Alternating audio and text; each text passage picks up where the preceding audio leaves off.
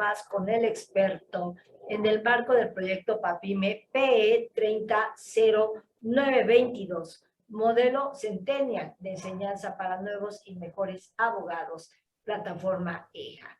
En esta ocasión tenemos el agrado y el honor de presentar al doctor Gerardo Hierro Molina, un experto en temas de derecho civil y otras disciplinas jurídicas. En esta ocasión nos hablará sobre una de sus especialidades, que será precisamente el tema de violencia familiar. Sin embargo, para introducirlo voy a leer brevemente algunos datos de su brillante trayectoria y semblanza curricular. Es licenciado en Administración de Empresas por UNITEC, licenciado en Derecho por la Universidad Autónoma de San Luis Potosí, especialista en Educación Abierta por la misma Universidad Autónoma de San Luis Potosí. También tiene alta dirección de entidades públicas en el INAH. Es maestro en Derecho por la Universidad de Tlaxcala, maestro de alta dirección en el Colegio de Graduados en Alta Dirección, máster en Dirección Comercial y Marketing por la ITEAP en España. Doctor en Derecho por la División de Estudios de Posgrado de Derecho de la Universidad Nacional Autónoma de México, la UNAM, con la línea de investigación en docencia jurídica a distancia. Es doctor en Educación por la Universidad Autónoma de San Luis Potosí, con la línea de investigación en competencias educativas. Es doctor honoris causa por la Universidad Nacional del Altiplano, Puno, en Perú. Ha cursado muy diversos diplomados, cursos, simposios nacionales y extranjeros de extensión curricular. También se ha desempeñado como abogado postulante. Es profesor de carrera de la Facultad de Derecho de la UNAM, en donde imparte las materias de Derecho Sucesorio, Familiar, en el sistema escolarizado y en el sistema abierto. También da en el mecanismo alterno de solución de diferencias de Derecho Procesal Civil en el sistema a distancia. La UNAM lo reconoce con la beca Training Internship Exchange and Scholarship en juicios orales de USAID, con el PRI del nivel A y con la cátedra extraordinaria Héctor González Uribe. También ha sido profesor invitado a la Universidad de Nebraska y obviamente es ponente de Harvard School of Law en el año 2017. Ha impartido varios cursos en organismos públicos y es diverso autor de artículos y revistas legales. Bienvenido, querido doctor. Ya iniciamos nuestra entrevista. El tema, como ya lo señalé, se denomina violencia intrafamiliar, un tema muy, muy delicado sobre todo. Yo quisiera preguntarle, para introducirnos, ¿qué factores influyen en la violencia familiar?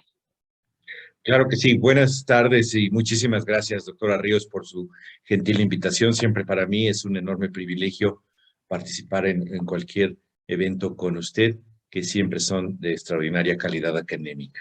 Déjeme platicarle un poco. Mire, quisiera en esta charla, para mí es una charla con una gente tan ilustrada como usted, platicar sobre mi experiencia, tanto como abogado y profesor, sobre familias violentas, niños y niñas maltratados, abusadores y abusados, mujeres golpeadas, algo que he aprendido también en el diplomado en violencia familiar del Instituto de Investigaciones Jurídicas, en discusiones con amigos psiquiatras, etcétera.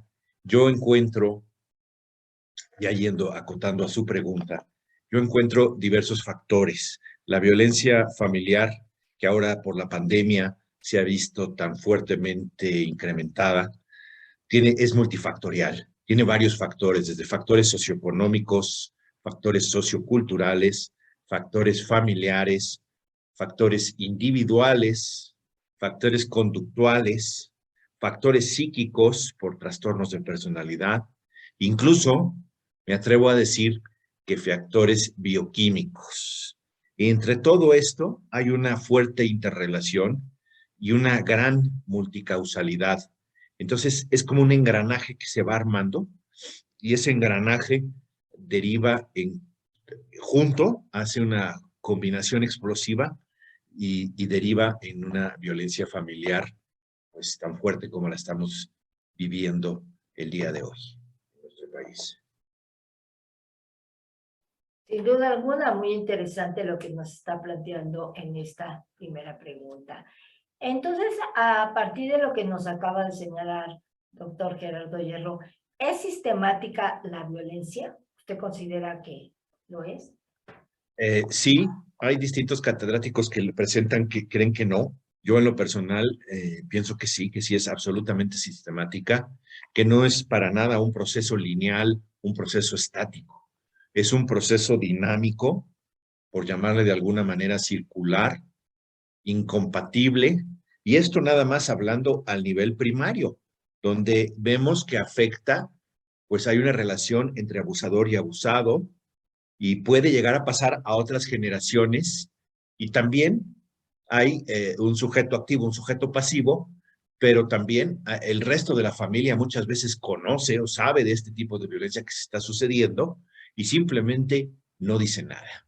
Y eso los vuelve en automático copartícipes. Son cómplices pasivos porque dejan que se lleve a cabo. Y muchas veces se sabe, pero es un secreto a voces, ¿no? Entonces, en un nivel primario sí es demasiado sistemática. Ya para mí, en un nivel secundario, hay una complementariedad recursiva entre ambos, porque ya se pierde la realidad y entonces en esa realidad, sin nada de objetividad, pueden llegar a pasar décadas, en serio, décadas. A mí me ha tocado, pues señoras, por ejemplo, que me confiesan, no, pues es que mi marido me golpea, ¿desde cuándo? No, pues desde hace 20 y tantos años. Y así. Es triste, pero esa es nuestra verdadera realidad. Esa es la realidad hoy en día. Muy fuerte, pero muy cierto. Entonces, doctor Hierro, para usted, ¿cuál es el segundo plano de la violencia? Bueno, mire, yo diría que el segundo plano de la violencia en esa complementariedad recursiva, dentro de esa complementariedad recursiva, nosotros, ¿qué hay ahí dentro? ¿Qué hay dentro de ese, pues vamos a llamarle tristemente un cofre de violencia? Bueno, pues empezar, puede haber, según el tipo de violencia, ¿verdad? Pero habrá un marido golpeador, un victorioso, un derrotado, ya prácticamente se vuelve como una especie de puntuación, como un juego perverso de peleas. Y entonces ya en ese segundo plano cambió ya, los acordamos mucho de nuestras clases, pues el deber de asistencia que existía originalmente, es por lo cual cualquier pareja se une para cumplir con ese deber de asistencia, se cambió. Y entonces esa lógica de cooperación desaparece por completo y se vuelve una rivalidad. Y esa rivalidad, desde mi punto muy personal de vista, cambia la cosmovisión de la familia. Entonces, si en esa familia hay niños, pues van a crecer con esa cosmovisión. Eso es lo grave, que se va a crear ese inconsciente colectivo. Por eso muchas veces dicen que son víctimas de víctimas. Y a mí esa idea no me parece descabellada. ¿Por qué? Porque si en la infancia se rompió esa idea del mito de ayuda familiar, pues imagínense cómo van a crecer y qué cosmovisión familiar pudiesen llegar a tener el día que construyan la misma. Entonces ese cambio en el sistema de creencias, podemos estar absolutamente seguros que impactarán a futuras familias, impactarán para mal, negativamente. Eso es lo tremendo también de la violencia familiar. Y ese es para mí el foco rojo en el tablero. Claro, claro. Muy interesante esto que nos acaba de comentar. Entonces, ¿qué papel juegan las víctimas dentro de esta violencia familiar? Pues bueno, si no son menores, si son adultos, para mí, yo creo que las víctimas, y fíjese cómo lo digo, a veces me han criticado por eso, pero tenemos que ser muy realistas. En en cierta forma, son partícipes de la construcción de ese sistema violento, porque muchas veces lo toleran. Y también son partícipes, a lo mejor si lo vemos en términos de porcentaje, en un pequeño porcentaje, no solo en la construcción del sistema violento, sino también en la permanencia de ese sistema violento dentro de las familias. ¿Y qué pasa? Que va a haber una disfuncionalidad, las víctimas van a tener una disfuncionalidad cíclica y a veces adictiva, porque hay un tramo de control. Después de la agresión de cualquier tipo, física, sexual, medicamentosa, etcétera, los tipos de violencia que conocemos, económica, en fin. Hay un momento en que se torna el papel, eso a mí me costó mucho trabajo entenderlo, y entonces el lobo se convierte en cordero, y ella en ese momento, de ese tramo, tiene un poco de control, le pide perdón, le dice que él fue el amor de su vida, que lo disculpe, que no va a volver a pasar, que esto, que lo otro. Los golpeadores pues tienen un perfil muy claro, ¿no? Entonces, en ese momento tiene ese control.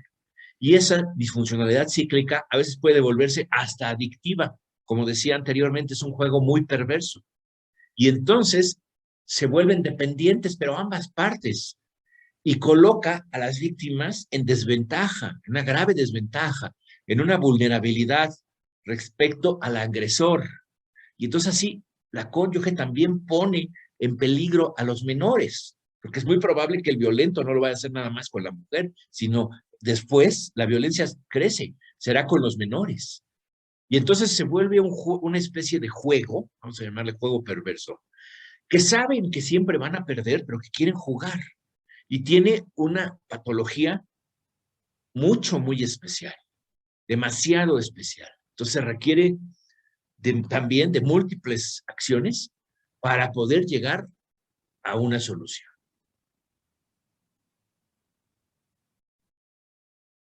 Sumamente interesante lo que nos está planteando, nos lleva muchísimo a reflexionar sobre este tema tan delicado. Pero la pregunta es, en este contexto que nos acaba de plantear, ¿hay salida o no? Hay una salida, hay salida, sí, muy difícil, ¿verdad? Es algo extraordinariamente difícil. Pero bueno, yo creo que lo primero que hay que entender, que la salida, muchas veces es salida, no solución, ¿verdad? Por eso existen los centros de atención a víctimas. A veces definitivamente tienen que, a veces hasta huir del agresor. Entonces, que la salida siempre será con ayuda externa al sistema familiar. El sistema familiar ya está contaminado. Como dice esa frase, una gota de aceite contamina un tanque de agua. Bueno, pues aquí ya está contaminadísimo. Ya la violencia es el día a día, el modus vivendi. ¿Y qué se creó? Una cultura de vorágine. De sálvese el que pueda. Eso es como se vive y como vivirán esos menores. Entonces, la salida tendría que ser ayuda externa al sistema familiar. Internamente no va a haber salida. Otra cosa muy importante que sabemos jurídicamente, podemos pedir medidas cautelares. Muchas veces no se solicitan. O hay veces, a mí me ha tocado, hay veces que a la propia persona que yo estoy representando, si yo veo que hay riesgo, yo soy el que le dice a la contraparte, vamos a pedir medidas cautelares. ¿Por qué? Pues porque no sabemos en qué puede terminar. No sabemos en qué puede terminar. Puede costarle la vida incluso a personas. Entonces, hay que hacer uso de las medidas cautelares y solicitarlas inmediatamente. Luego, proceder también a nivel terapéutico. Se requiere de mucha ayuda de psicólogos y de psiquiatras. A veces la ayuda no nada más es terapéutica, sino también médica, en que se tiene que recurrir a medicamentos para tratar de sanar. Los psiquiatras dicen que las lesiones emocionales pueden tomar hasta 10 años en sanar, si es que sanan. Entonces el camino hacia adelante es difícil y largo. Y habrá agentes sociales pues muy diversos. Hay una corresponsabilidad muy clara del Estado, pero muchas veces los indicadores que manejan y las formas en que lo manejan, desde mi punto personal de vista, no son suficientes. Ejemplo, un ministerio público. ¿Cuántas veces tiene que acudir una mujer golpeada para que le hagan caso? ¿Cuántas veces? Es triste, pero es realidad, ¿no? Es cierto, y en muchas ocasiones en el ayer se decía, bueno, por algo, ¿no? No es que se lo haya ganado, pero con la misma cultura, ¿no? Ok, muy bien. Y lo peor ahora que nos hemos enfrentado ya tanto feminicidio. Entonces, mi querido doctor Gerardo Hierro, con todo esto que nos está presentando, ¿podría explicarnos el ciclo recursivo de la violencia? ¿En qué consiste?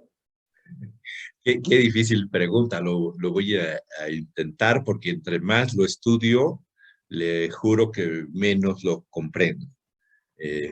No cabe duda, como decía el doctor Víctor Frank, que todos conocemos, el autor de El hombre en busca del sentido, que lo mejor y lo peor de la creación de Dios es el ser humano.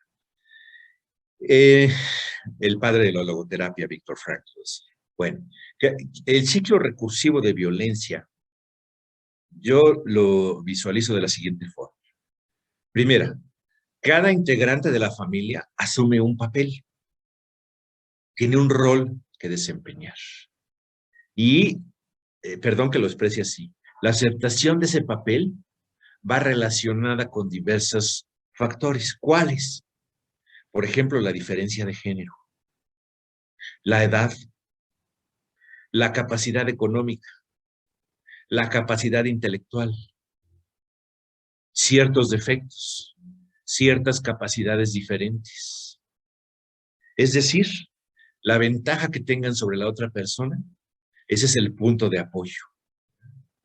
Si es de más fuerza, pues físicamente dominará a la persona a golpes. Si es la edad, por ejemplo, la violencia medicamentosa, ¿verdad? Pues hay hijos que le dicen a sus padres, pues así, o a ver quién te atiende, a ver quién te trae las medicinas, a ver quién te da de comer. ¿No? ¿Por qué? Porque ya por la edad los padres tienen menos posibilidades físicas para hacerlo, ¿no? O capacidad económica, la violencia económica. Así, si quieres, y si no, pues hazle como quieras, a ver si puedes trabajar, a ver si ganas algo, ¿no? Yo recuerdo muy bien alguna vez que usted me llamó, estaba hablando con unas alumnas y les hacía hincapié mucho en esto. Esta era su profesión y de esto van a vivir y no van a depender de ningún hombre. Lo recuerdo perfectamente bien. Y esas alumnas deben de estar muy agradecidas con usted. A veces por la capacidad intelectual. Pues es que tú no estudiaste, yo sí, yo tengo esto, yo tengo esto, ¿no? O defectos o capacidades diferentes. Es decir, todo esto se vuelve con el sistema de creencias que se asume como grupo. Y sobre ese sistema de creencias, entonces establece una especie de guión, otra vez un guión maldito, ¿verdad? De cómo va a ser la violencia y quién se somete y quién domina. Donde ya, lo que yo decía antes, ya el deber de asistencia pues, quedó olvidado y de por medio, ¿verdad? Cuando debería ser, ¿verdad?, el hogar, donde está la convivencia familiar, debería ser el lugar más tranquilo, más seguro, más a gusto, donde el ser humano sintiera su paz interior. Resulta al revés, que ahí es precisamente donde prevalece la ley de la selva y la cultura de vorágine. Y ahí es tierra fértil, pues para la violencia familiar, desafortunadamente. Entonces, Realmente, sí, perdón, no, dígame, nos no, exhorta. a medida que se acentúan las crisis económicas, o por ejemplo ahorita por la pandemia, todo eso, pues eso genera también más violencia. La incertidumbre, tantas cosas, el encierro, las crisis económicas, todo esto genera más violencia. Así es, así es. Mucha reflexión, la verdad, nos exhorta con todo lo que nos está comentando. ¿Cómo cambia el sistema de creencias? ¿En qué vinculación se da precisamente con este tema de violencia familiar, este cambio en el sistema de creencias? Pues mire, yo he visto, después de este ciclo recursivo de la violencia, en cuanto a sistemas de creencias familiares, que se hacen herencias transgeneracionales. Puedo contar hasta, hay otro tipo de violencia que no, esa es mi propia doctrina, violencia educativa. He tenido alumnas, una alumna que me decía, mi papá decía que no debo de ir a la universidad, que las mujeres no van a la universidad. Pues esa es una violencia educativa. ¿Pero de dónde viene? De herencias transgeneracionales.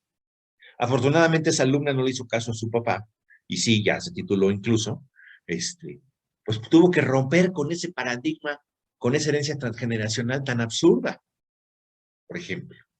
Entonces hay cosas, cuestiones que se heredan familiarmente, son transgeneracionales. El propio sistema de creencias, pues es una de ellas, ¿verdad? Entonces, ¿qué pasa? Otra cosa que se hereda puede ser mitos del poder y del dominio del hombre sobre la mujer. Bueno, incluso hasta de la selección de pareja. Yo me he encontrado casos en que, por ejemplo, me dicen, pues no sé, hablando una señora, hablando de sus esposos, dos esposos que tuvo, me dice, es que mi colección de patanes. Entonces, pues desde el tipo de pareja que se selecciona, porque a lo mejor inconscientemente selecciona una pareja que se parezca en su conducta, no físicamente, pero conductualmente, a lo mejor a su padre, que también era violento. Y puede llegar a pasar, ¿no? Hay otros que dicen que es determinación genética. Pues eso sí, no lo sé, lo dudo. Cuando lo he consultado con médicos, pues me han dicho que no. Pero ese sistema, ¿qué pasa? Es un sistema, yo lo veo así, degenerativo, porque se va degenerando. Obviamente no empieza así con la violencia en su máximo esplendor, si no nadie se uniría en pareja, ¿verdad? Todo nace con un aparente ganar, ganar, que ambas personas están ganando. Pero después, ¿en qué se va transformando con el tiempo? En un ganar, perder. Uno gana y el otro pierde. Y en los menores es mucho peor, porque se crea una dependencia psicológica muy fuerte. Vamos a hablar nada más de violencia psicológica hacia los menores. Imaginemos para un niño de 5 años el ser más poderoso sobre la tierra, pues es su papá o su mamá. Y si ese ser tan poderoso les destruye su autoestima, ¿cómo van a crecer? ¿Y cómo va a ser el sistema de creencias de sus familias el día que las tengan? Ahí está lo difícil, y ahí está lo difícil de poder contestar. Así es, doctor Gerardo Hierro. La verdad, qué temas tan fuertes, Muy fuertes. en un verdadero círculo, como usted lo ha dicho. ¿Cómo son las familias violentas? ¿Qué características tienen? ¿Cómo nos las podría? Bueno, mire, yo le diría, vamos primero a ver cuáles serían las características esenciales de lo que podría llamarse, entre comillas, ¿verdad? Una familia sana. Yo pienso sí que el respeto es la base de todo. Ahora sí que el cimiento. Después, pues, ¿qué debe haber? Educación y más educación. Protección y solidaridad. Esos serían, para mí, los 4 cimientos de una familia sana. Entonces, con uno de ellos, hay familias pues, que destruyen las 4. Con uno que no se dé, ya podría considerarse, pues, si le queremos llamar familias violentas o le podemos llamar familias enfermas. Entonces, ahora sí nos vamos a lo tremendo. ¿Qué es una familia enferma? ¿Qué es una familia donde hay violencia? Bueno, es una familia donde hay, para empezar, y sí, como ustedes son temas fuertes y aunque pasen los años, simplemente me vienen a la mente recuerdos, casos que he llevado, cosas que he visto, que duelen y sigue doliendo, pero hay que poner ahora sí el dedo en la llaga. Es un sistema patológico, es un sistema degenerativo, es un sistema abusivo, violento, pero lo peor, que se vuelve mecánico.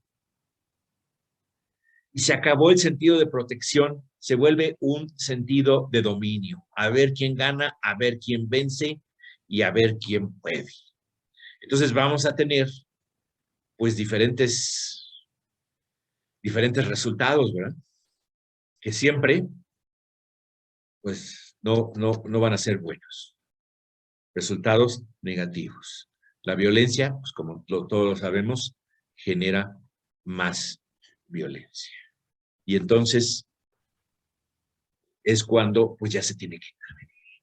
Nuestra parte, a los que somos juristas, pues ¿cómo podemos intervenir? Pues solo en la parte legal, pero también hay que intervenir a veces en una parte moral y pedir ese control social del Estado y el respectivo castigo.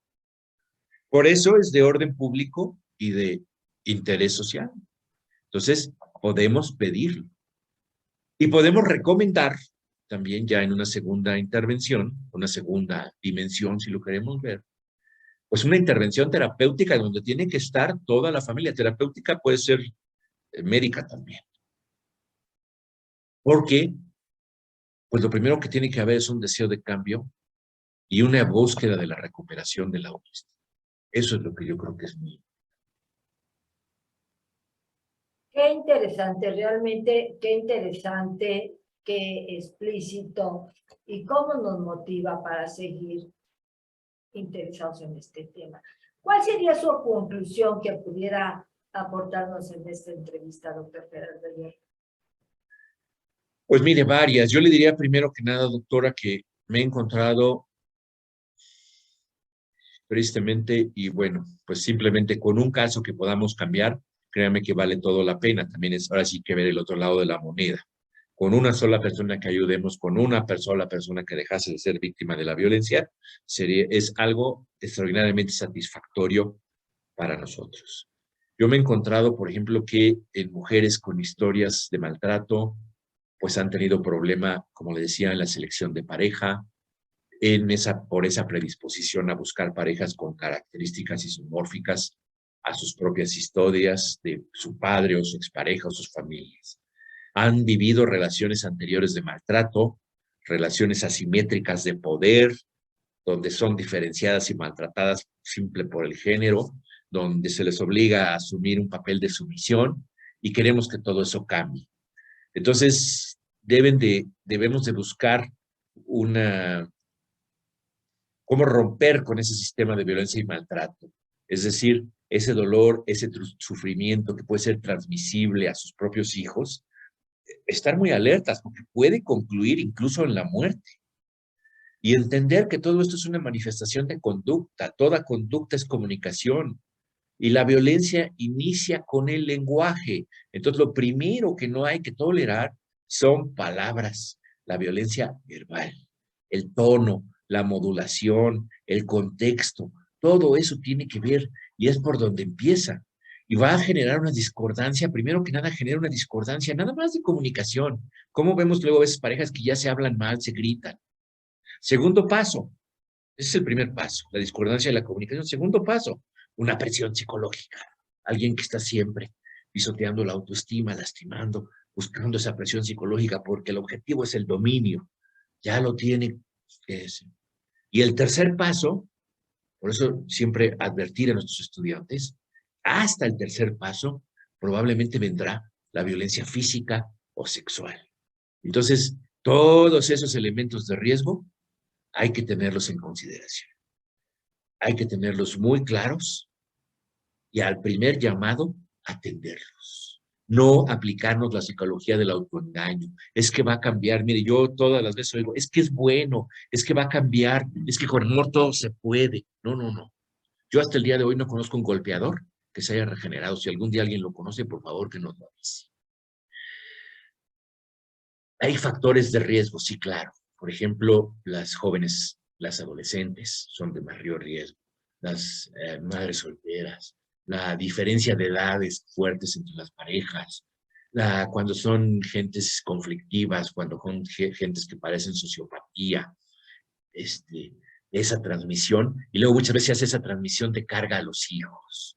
Y entonces, ¿cómo van a terminar siendo sus hijos? Van a ser hijos con problemas de aprendizaje y conducta, van a ser hijos con problemas de deserción escolar, o los llamados ninis, o a lo mejor pertenecerán a pandillas, mismos que ahora sabemos que el crimen organizado recluta, o van a ser hijos con huidas del domicilio familiar, y van a padecer depresión infantil o depresión juvenil. Entonces, todo esto, si reaccionamos a las primeras señales y no nos aplicamos la teoría del autoengaño, la psicología del autoengaño, pues puede evitar todo esto. Yo diría que la violencia familiar niega cualquier elemento humano. Cualquier tipo de violencia es desconocer la grandeza del ser humano, es involucionar a un ser muy primitivo. Nuestra dimensión cultural debe de ser de aceptación, de respeto y de respeto a nosotros mismos, hacia una individualidad de cada persona y respetar nuestra individualidad y la individualidad de cada persona. Y el Estado, no olvidemos también, el Estado debe garantizar la prevención de esa violencia familiar. Muchas veces se les olvida. ¿Cómo? Pues por medio de la educación y más educación y establecer verdaderas políticas públicas que se cumplan y sean claramente medibles. Lo que no se mide no se puede administrar. ¿Cuál es el reto para los jóvenes? Ya por último, sería construir una sociedad más humana. Es lo que todos, como usted, como yo, que nos dedicamos a la docencia, queremos. Buscamos un retorno al humanismo, una sociedad más justa, más igualitaria, digámoslo así, jurídicamente limpia, que esté basada en respeto, en legitimación y en aceptación. Eso es como podríamos encaminarnos hacia una cultura de paz e ir pudiendo degradar la violencia familiar que tanto persiste y tanto daño causa. Y el temor para mí más es en las nuevas generaciones. Ese es el gran temor que yo tengo y es donde debemos tratar de hacerles crear mayor conciencia, como aquel día en que usted se lo dijo a esas alumnas. Yo se lo agradezco que me haya llamado en aquella ocasión, porque para mí fue donde dije, aquí es donde hay que enfocar la lupa, en los jóvenes, en los universitarios, en todas las personas, pero en ellos con mucho mayor énfasis, en las mujeres jóvenes, para que puedan cambiarlo transgeneracionalmente, si no, no se va a dar. Muchísimas gracias. Doctor Gerardo Hierro Molina, pues la verdad, muchísimas gracias por compartirnos sus opiniones, sus ideas, parte de toda su gran experiencia, que sin duda pues es un verdadero experto en este tema y que constituye realmente un fenómeno social que está presente en casi todas las partes del mundo, en donde obviamente se atenta física, psicológicamente, como usted ya lo señaló, en contra de alguien, algún integrante de la familia, y obviamente en donde se interactúa, donde se convive y con la finalidad de controlar y manipular a esa persona. Le agradecemos de verdad sus consideraciones y proporcionarnos nuevas aristas para el tratamiento de estudio y análisis de este tópico, que la mayoría de las veces pues forma parte indiscutiblemente del contexto cultural en el que nos encontramos inmersos. Pues la invitación queda abierta sin duda alguna para que pueda continuar con nosotros en esta sección del proyecto PAPIME PE, con el número PE 30092222, modelos de enseñanza para nuevos y mejores acabados, plataforma EJA. Ha sido un verdadero honor escucharlo y deseamos que continúe con nosotros en esta sección. Claro que sí, doctora Ríos, mil gracias. El agradecido soy yo. Siempre es un honor y un privilegio estar con usted y con su audiencia. Muchísimas gracias. Gracias, querido doctor. Un abrazo. Hasta Gracias. pronto.